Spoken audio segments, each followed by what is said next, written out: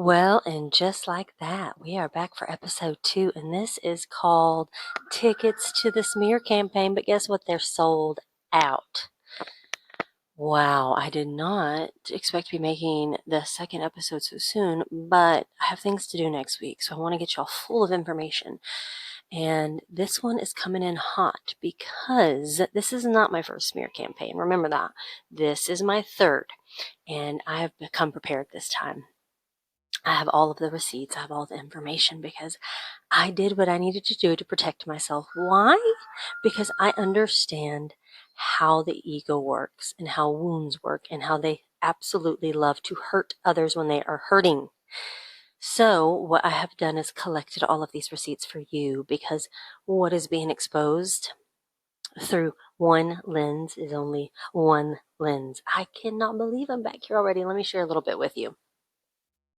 So the situation that I'm in, which listen to episode 1, it helps you understand where I am right now.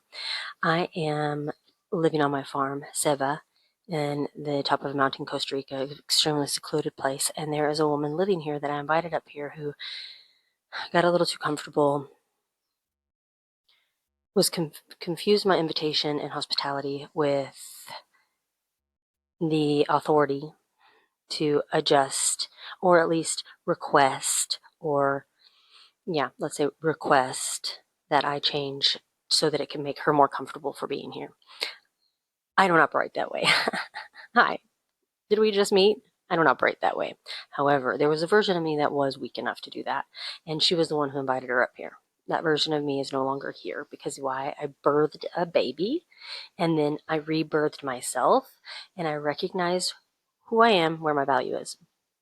Let's talk about something else, though, because the truth is, I extended a peace offering with empathy. I saw a woman who was hurting, crying, very upset, and I was not, because I'm not in my wound during this. I'm in my power. And I saw this and I felt compassion. And so I went to her and I said,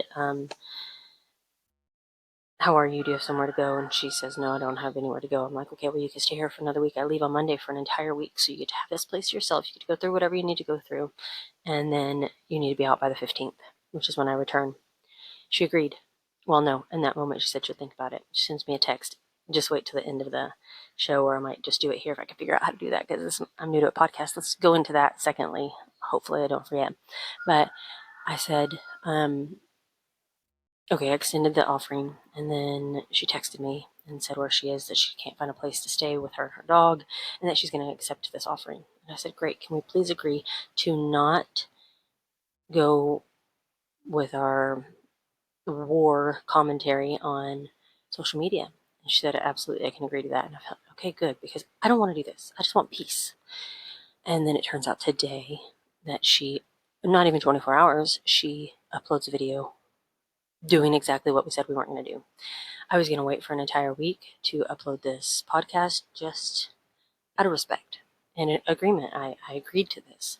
Now, who gives a shit? I'm going to share all this with y'all because honestly, last time this happened to me, I collapsed. Last time this happened to me, I went underground and I was worried. This time, I'm ignited. This time, I am birthing a version of me that will never ask again the wrong person for support out of fear. I will align with the people who can hold what I'm holding here. I can align with the people who are doing at least as much as I am, because someone who has never even owned a home, has never even run a property, none of that, has never had a baby, and done all of those things all on her own, you have no fucking idea what it's like to hold this level. And I do it. And now I'm doing it in a different way than I've ever done it before, because I'm not in fear anymore. And what I see is that power is something to fear from someone who has nothing. So what they want to do is they want to break yours down. They don't know that they want to do this. She genuinely believes that she is doing something to help others because her and other people trauma bonded over who I am. With the mastery of the shadow does not want anyone to change. The master of the shadow sees people for where they are. They call out the misalignment, which is exactly what I did, but then I did it with a way less grace than I would have liked to. Instead of just accepting and saying, listen, I don't like where this is going. I don't like that you're gossiping with my baby daddy. I don't like the way that it feels between he and I because of this gossiping. And I don't like that you gossip with guests. All of these things. I could have just come to her and said, this is out of alignment. You need to go. But I held it in. I held it in because I needed some things from her that I know now that I didn't. One of those things being the podcast. I know that I have shit to say. I have a lot of good stuff to say that needs way more than a 3-minute video on social media. I have things that I want to tell people, and I thought that I needed someone else to manage the technology for me, but fucking look at me now. I did it. All of these things are exactly the way they're supposed to be because I needed to remember, deeply, deeply remember who I am, and now I'm standing on business. And it feels good. And I'm gonna get a little petty because, like I said, this isn't my first smear campaign, so I came with receipts, baby. I came with receipts. See, I'm paying attention. I'm paying attention to everything now. Well, I've always been paying attention to everything. I'm a great observer of the world, and I recognize through things that have been said how she feels. And she said that my content was treating her as a case study, which told me that what I was saying was piercing the lens, was piercing the nerves of the truth, which is why she blocked me. And I'm trying not to, I don't want to talk about her. I want this to be about me because this is what I'm learning about me. And I really felt like I wanted it to be peaceful. I just wanted us to go in peace and decide that this was out of alignment. But instead, what what she has said to me was that I was exploiting people, taking their money and taking it in. What did she say? And pouring it back into redesigning my house or something like that. So that little sly remark told me that she thinks that all the money that's coming in from the retreats is going into me redesigning my house. But guess fucking what? What she doesn't know, what nobody knows, because I don't need to tell people what I'm doing with my life, is whenever I wrote the Shadow Work Bible in the first 3 months, I made $10,000. Guess what I'm doing with that fucking money? Because it's mine and I earned it. I'm updating my house. That's what I'm doing because I have a farm with 5 houses and I have been updating every single house but my own. So that remark showed me, okay, so she feels a certain way. You have to read between the lines.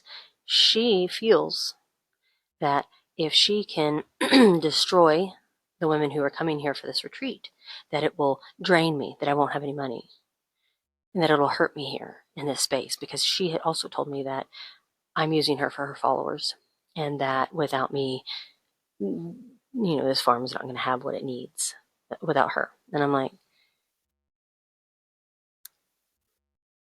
I'm glad that you believe that.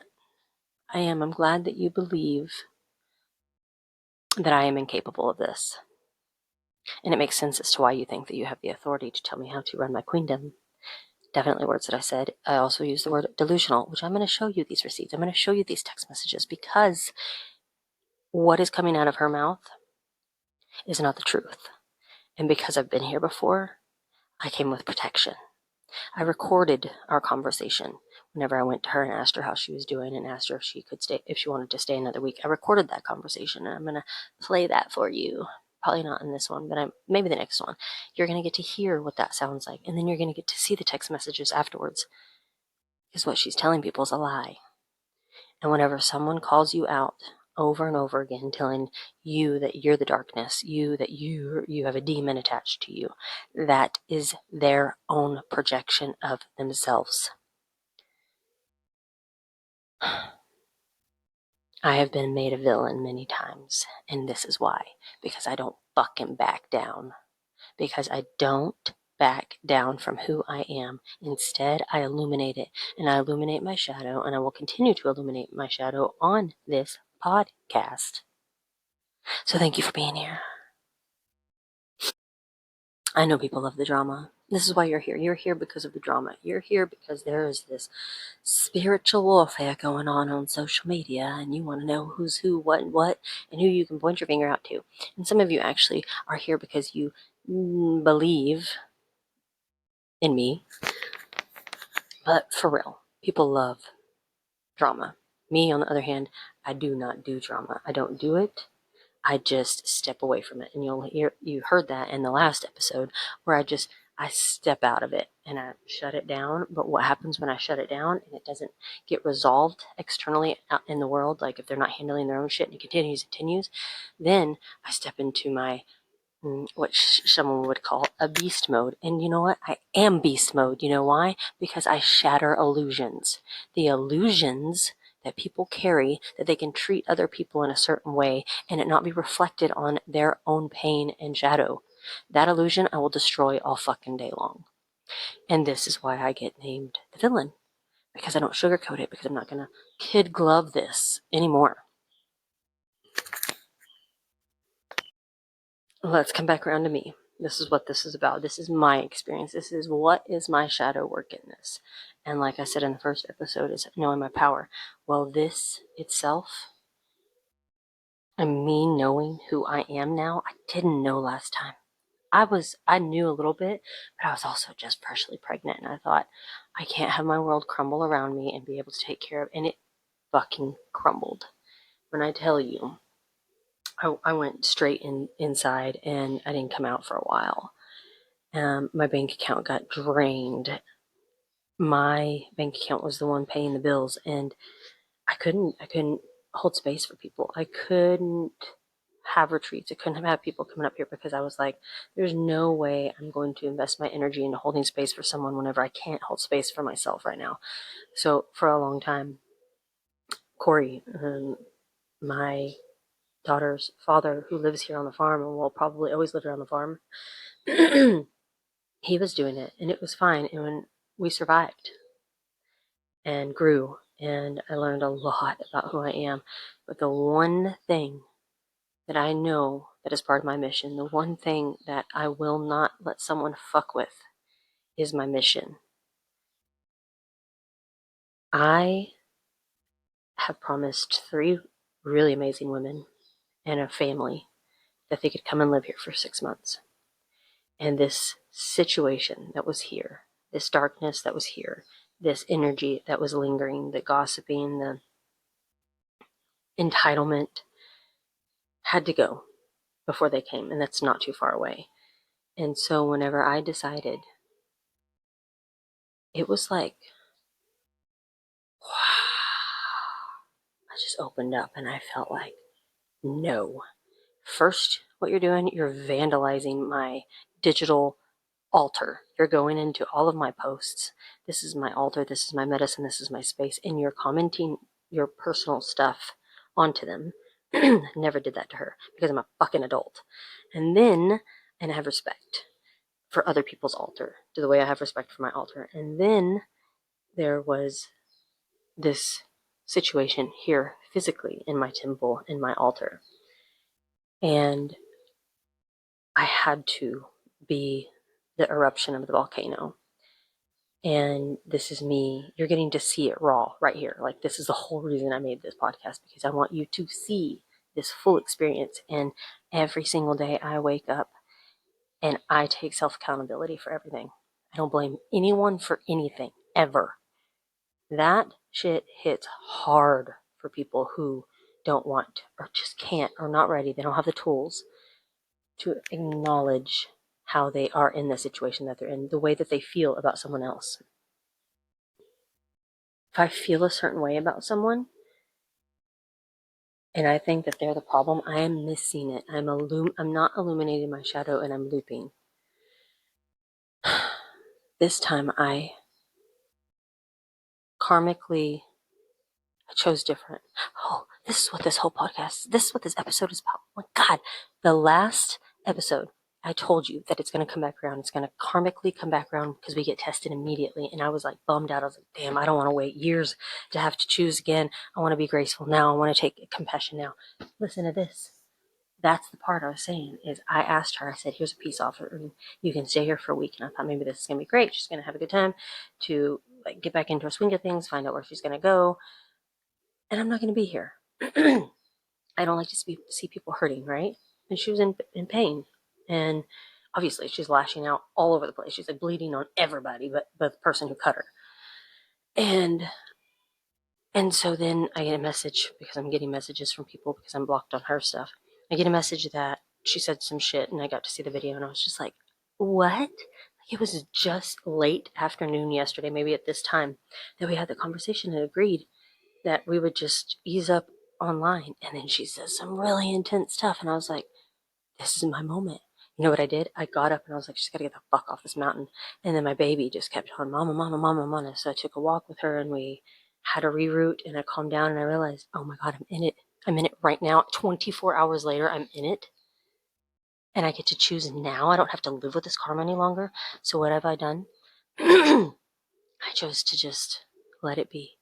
To take my situation and turn it into medicine, which is this podcast. It's just me talking to you right now. I'm going to take it, turn it into the medicine to help other people feel this liberation and this inspired and motivated, confident, powerful. Oh, and I'm not going to say anything to her because this is my moment to choose grace. More importantly, this is my moment to trust that I don't have to make decisions, that it's going to fucking do it on its own based on frequency. I don't have to make big decisions anymore. And this is the stuff I tell people all the time. Just be at your frequency and everything will happen for you. You don't have to make big decisions. And this is my moment to hone in on that. And I'm happy and I trust that anyone who hears her message, if they align with it, that they go. That if they align with that I purge them from my environment, digitally or physically. This, energetically for sure. This is my moment. I'm getting to live it right now, 24 hours later, this quickly, and I get to be free from it. And what comes from this freedom of me going, stay here. Because if I would tell her to leave, it's not going to bother me. I'm not going to be here. If I were to tell her to leave, it would because I would be wanting her to hurt. I would be matching her. The reason why she's going online and saying all this bullshit is because she wants me to hurt the way she is hurting. That's why people do the things that they do. Hurt people hurt people. Happy people just stay happy. Peaceful people embody and create more peace. Ta-da! I don't have to do anything. Stay in this beautiful house, in this beautiful place. This is my queendom. These spirits and I are connected. I don't have to do anything because it's taken care of. I can feel it in my chest. Ooh, it's taken care of. That's my truth. See you next time.